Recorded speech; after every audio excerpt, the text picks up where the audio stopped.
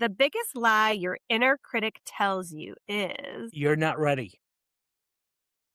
And not I've always said that not ready is a lie. today, we're talking about the voice that says you are not ready, not qualified, or maybe one mistake away from being exposed. Oof. And how to stop letting that voice run your career. Dr. Albert Bramante is a veteran talent agent with more than 20 years of experience, a psychologist, and an expert in the mental roadblocks that keep talented people playing small. So he has seen confidence from both sides, the person trying to earn the opportunity and the person deciding who gets the room. And by the end, you learn how do you own your value before someone else validates it. Hi, I'm Claude. And I'm Jess. We are corporate employees by day, entrepreneurs by night, and work besties for life. Join us as we explore how work besties lift each other up, laugh through the chaos, and thrive together in every industry. Work besties! Hi, Albert. We are so happy to have you. Thank you so much, Jess and Claude, for having me on here. I'm really happy to be here. Your background is such a unique combination. Over 20 years of experience, and you have an interesting mix between talent agent, PhD in psychology. You've got the hypnosis, the NLP, and we're curious to understand what first made you realize that self-doubt and self-sabotage is not a lack of talent that was keeping your performers from their potential. It was very interesting because working as an agent back in 2004, 2005 era, I would meet so many actors that were great. I'd watch them on screen, I'd watch them on stage. But when it came time to audition or came time to actually really show, they would freeze or self-sabotage. And what I mean by self-sabotage, come up with reasons why they couldn't make the audition, blow off the audition at the last minute, not be prepared. And it was a problem that was compounding. It was like there were multiple actors that this was occurring with. And I couldn't figure out like what's going on here. Why is there a major disconnect from their thoughts, what they were telling me, and then their actions? There was a major disconnect. And so that was my first major piece. The second source of this was being a college professor. I've taught psychology, community college for so many years. And I can tell you that so many times I would work with students and have students in my class that were really smart and really intelligent, but not disciplined or not conscientious, or that I would just stop coming to class Hmm. and just stop doing the work. And I couldn't figure out like what's going on here. So this was a theme coming up now. I'm noticing a two completely different population They were where sabotage. people were getting on, they were getting their own way. They were getting in their own way. So that's where I was like, something's really going on here. At that time, I was building my company and started teaching it.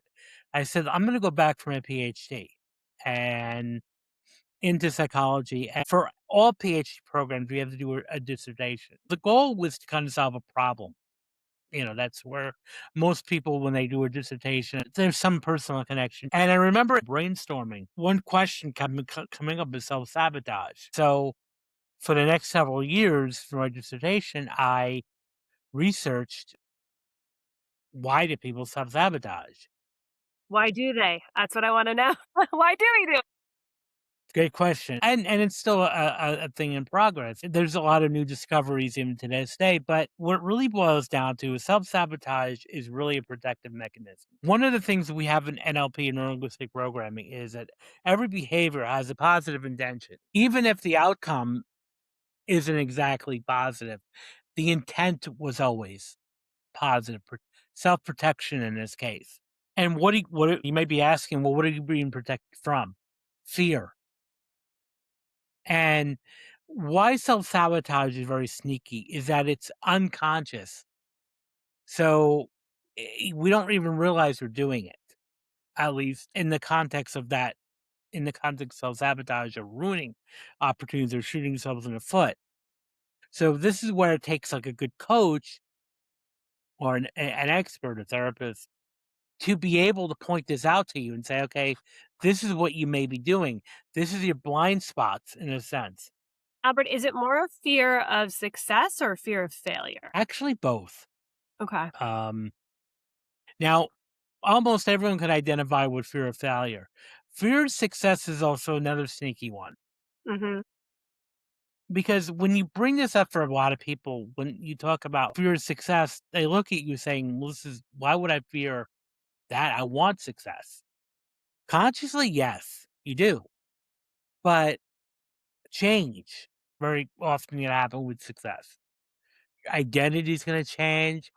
Your day-to-day life may change. Your relationships may change.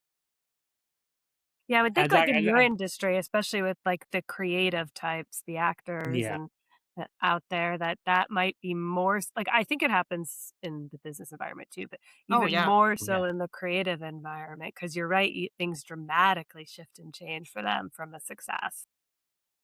Absolutely. No, and totally, it really does, change over time Mhm. in a sense, and that's where a lot of with creatives and performers, your life is gonna change when you get that role or get that opportunity. Mhm. And, we all want it, but there's a lot more responsibility now that's gonna be attached to it. Mhm. And one of the things that we don't like doing just as human beings is change, is being the unknown, being uncomfortable.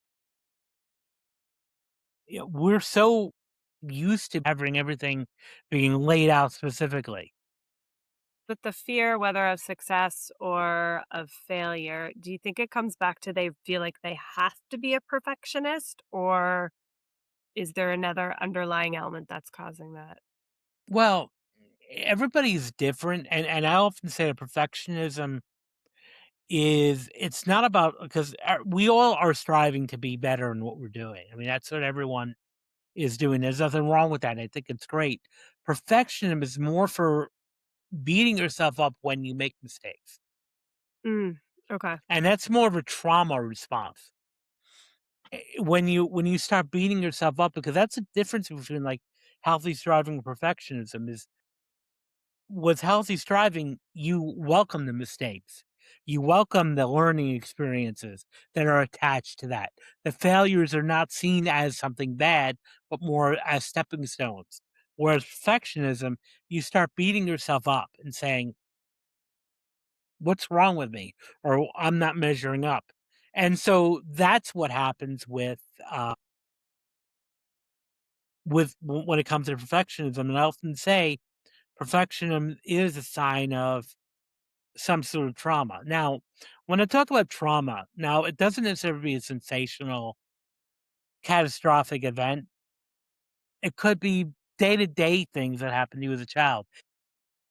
Having an overcritical parent, a dismissive parent, Mhm.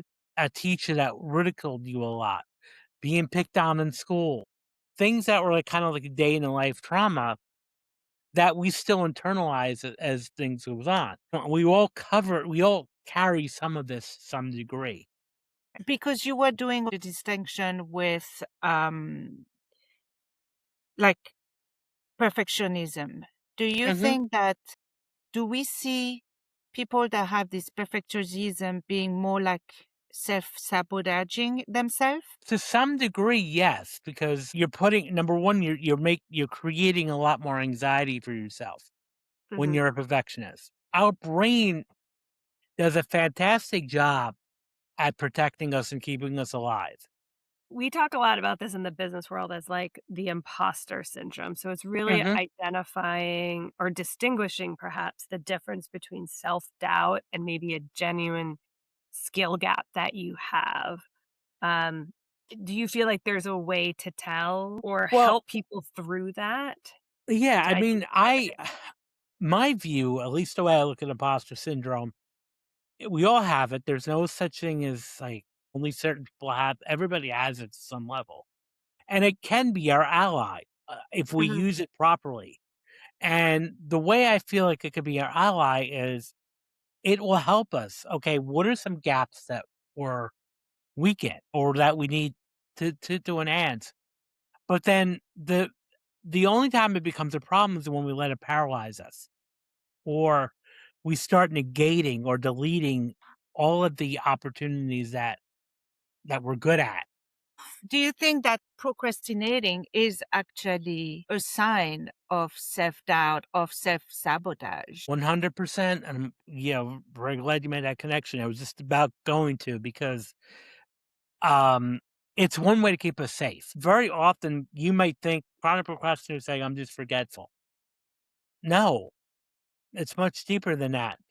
Because this is why, if you think about it, all the, these books that are on procrastination, I think they have great intentions, and I think the advice can help. But underneath the pattern of recurrent procrastinator is trauma Mm. that has to be dealt with. And that's fear. What happens if you actually get it? In my case, with actors, what would actually happen if you did book the job? Or in a business, what would actually happen if you got the promotion? What would actually happen if you made the sale? And can that be terrifying? Yeah. So I'm a big procrastinator. So when I have a project, I know I'm scared of doing it because I'm overwhelmed. I don't know where to go. I'll wait until the last minute. Then I go crazy. I'll have an all-nighter, but I'll still do it. And do I learn from it? Not really, because at the end, everything went fine. I almost feel like it's my way of working, but it's not fun. So how can you stop this Well, craziness? the main thing is to create a system. It's very easy to self-diagnose. It's very easy to sit there and say, what's wrong with me? I need to work harder. I need to work harder. I need to work harder. And one of the things a lot of procrastinators will do is they'll talk themselves into it. Oh, I work better under pressure. I need, and More which creative. is, I'm not denying that. But do you ever think that if you fail at that you're creating an excuse out of that by saying, well, I didn't it was have because I time. didn't have enough time. Oh, So it's easy to say that instead of I didn't do well.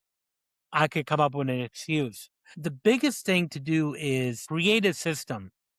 And one of the things that's really important skill that's underutilized is conscientiousness and being disciplined and having a system, a calendar, a planner. And most of the time we use calendar for meetings or events, but we don't set a day to day. Everyone should be scheduling a calendar to work on a project. Set a block of time. Even family time should go on your calendar. Self-care should go on your calendar. And you do it. it's not a to-do list, because one of the things I often talk about is to-do lists also are scary and unproductive, because I have a list of things. We all have a list of things. We need to do this, this, and this, and this. But that's all it is. It's a list. I love my to-do list. Well, everyone does, but turn it into a calendar. Turn it into action items. Okay, I need to do this. Okay, well when? When are you going to do that? But at that, open your calendar, pick a time, and do it. And now, instead of it becoming a passive to-do list, it's now active. It's an active thing on your list. And you're more likely to do it when you have that calendar. I mean, that's why, if you think about it, when you go to make a doctor's appointment, what do? They call you the day before or 2 days before to confirm. Or they give you a card with the date because you're not going to remember it. And it's not because you have a bad memory. It's just the way it works. The memory works. So put reminders, put schedules on, and just start doing things one thing at a time. And go into this is where you really have to do sometimes a deeper dive here. If you're a chronic procrastinator, something isn't right here. Because you'll often hear people say, I had to wait for the last minute. I'm so busy. That's great. But then also you're spending a couple hours on your phone doom scrolling. Hello? Oh, yeah. Yeah. Wasting time. Yeah, Or and you're it's playing not games. all, obviously, and I know, right? It's not every project is the project where I think is the fear of failing. The very failing one or that is out of my comfort. right, or looking bad, you know? I mean, I work in higher education, and, I'd say the biggest source of procrastination are students, college students.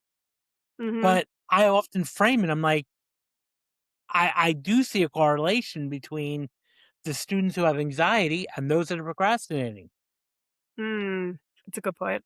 Oh. So Do and you that think was one when my blades the other though? Or is this to your point, it's like the anxieties, the impact of not it really they have a lot to do with one another. I mean, yeah. that was one of the core findings for my dissertation was there was a relationship between anxiety and self-sabotage. The higher the anxiety you possess on a day-to-day basis, the less disciplined you're gonna be and the more likely you're gonna self-sabotage. So, it's a two-pronged punch here Okay. in a sense. Yeah. So, there is a strong relationship. So based off of this, the more that you have that system in place and the planning, it helps to combat the self-sabotage, which then ultimately helps combat the imposter syndrome. Is that Yes, and then also emotionally working through with whatever issues you're going through, resolving any past traumas. That is probably the biggest one there underlying everything, because that's okay? the whole glue in a sense, all of this here. And you're not gonna really find this on the surface level. You're gonna get people that say, "Yeah, I'm a procrastinator, but I like working under pressure." No, you don't. You know, No, nobody likes and that. nobody likes it in the moment.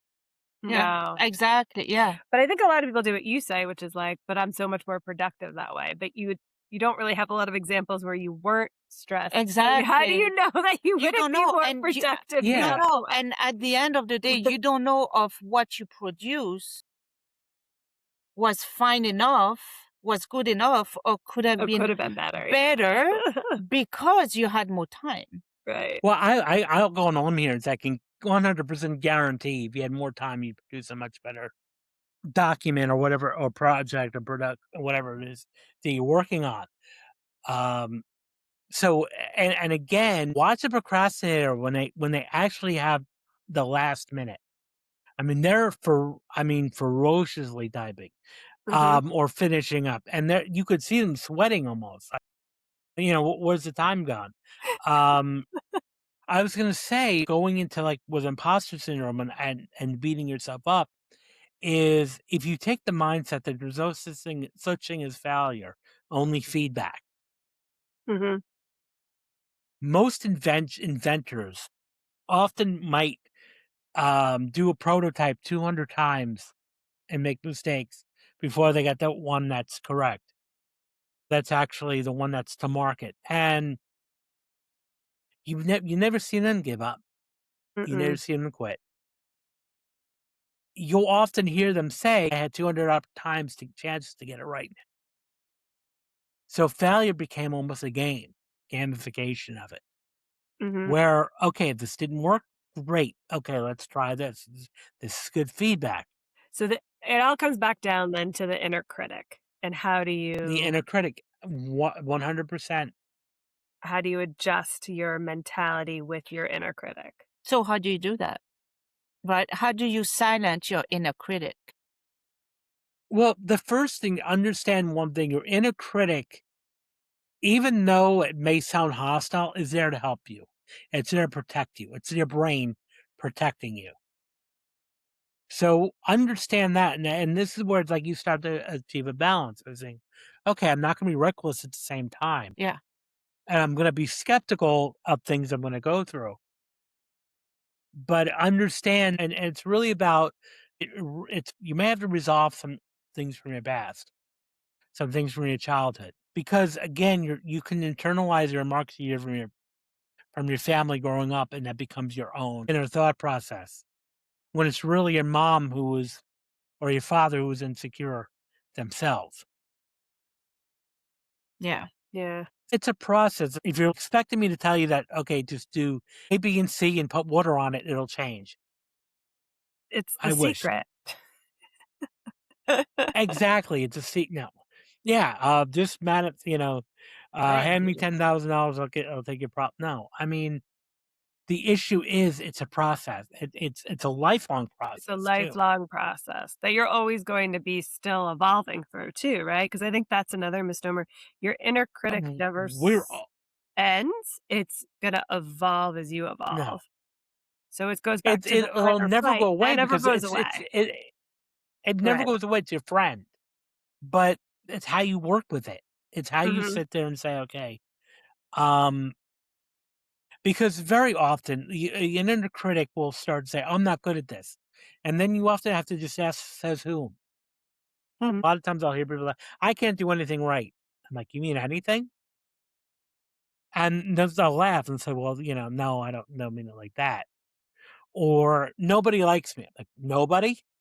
You've met everybody on the The earth, entire world, and they all yes. said to you, the entire world, and they all told you to your face, I don't like you.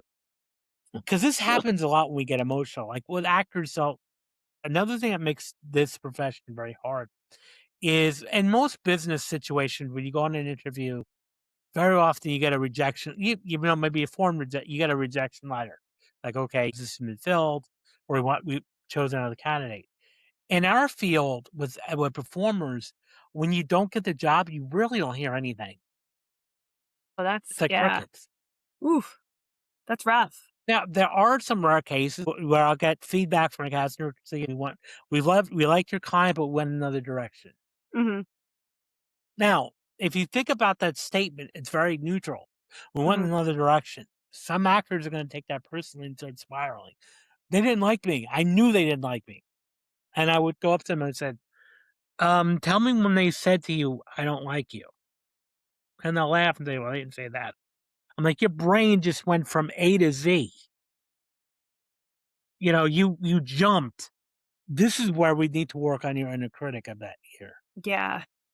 Because all it was, you didn't get the role. There's nothing personal about it. It just didn't happen. So this applies to business too. A lot of times when we hear the word no, we freeze or we Mhm. get dejected or disappointed. If you look at it like a no being, instead of it being like a not ever, it's just not today.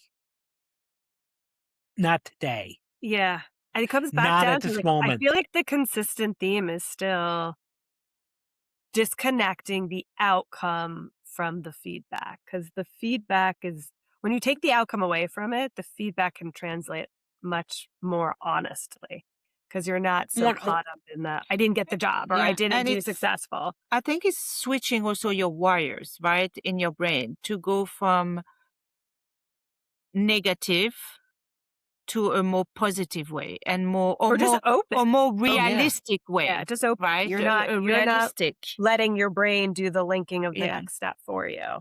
Yeah. absolutely. And that's what it really comes down to. Some people have been asking you about the happy file. This is something I created for actors, but it can be relevant to anything. So it's sort of a sister, you could say, of a gratitude journal. So you take a list of everything that you've accomplished, good feedback from an audition or a callback, or in this case, a performance evaluation or a compliment from your boss or a customer or a client. And you document it. You actually put it in a file. It could be a notebook or even just a document, Google Doc, and you list all these good things, all the accolades and reviews. And when you have a rainy day, I'm not talking about the weather, I'm talking about Yeah, a real. rainy day Mentally. metaphor. Yes. When you have a mentally rainy day, you pull out your happy file and it will help you stay committed to why you're doing that. Yeah, it's true. That feels very It's like much a like brag. we have what we call a brag book on our end. You're nicer. Yeah. A brag book is great too. Yeah. And because I think a lot of us don't know how to brag, or Mhm. Oh yeah. About ourselves for sure. Yeah. or talk about ourselves. And this is Mhm. where I think there's nothing wrong with humble bragging, in a sense. I call it the humble brag, where, yeah, you should be patting yourself on the back. Yeah, for Yeah. sure. So, Albert, we'd love to have you answer for our Work Bestie community. How do you own your value before someone else validates it? Well, that's the most important thing, is to know your worth.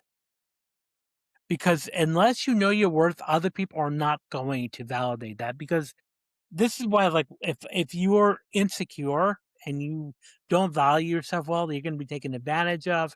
People are going to walk all over you. People are going to treat you poorly. So you have to validate yourself first. Mm-hmm. You have to go first in this world. And that's the first thing too, because I've been, I've worked on a few, and I've also been to myself on a lot of, like, charisma or magnetism. I had increased, like, personal magnetism, personal sales. And the first half or 3/4 of these programs is all about working in your own internal state.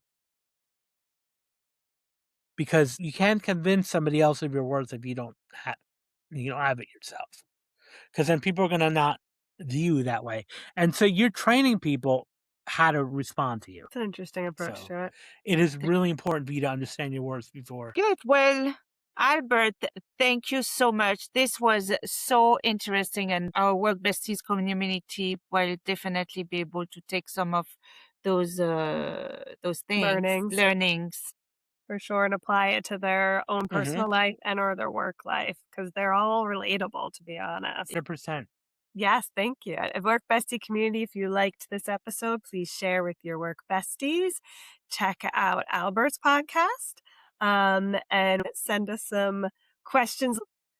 And to all the work besties out there, keep supporting each other. Bye. Bye. Remember, whether you're swapping snacks in the break room, rescuing each other from endless meetings, or just sending that perfectly timed meme, having a work bestie is like having your own personal hype squad. So keep lifting each other up, laughing through the chaos, and of course, thriving. Until next time, stay positive, stay productive, and don't forget to keep supporting each other.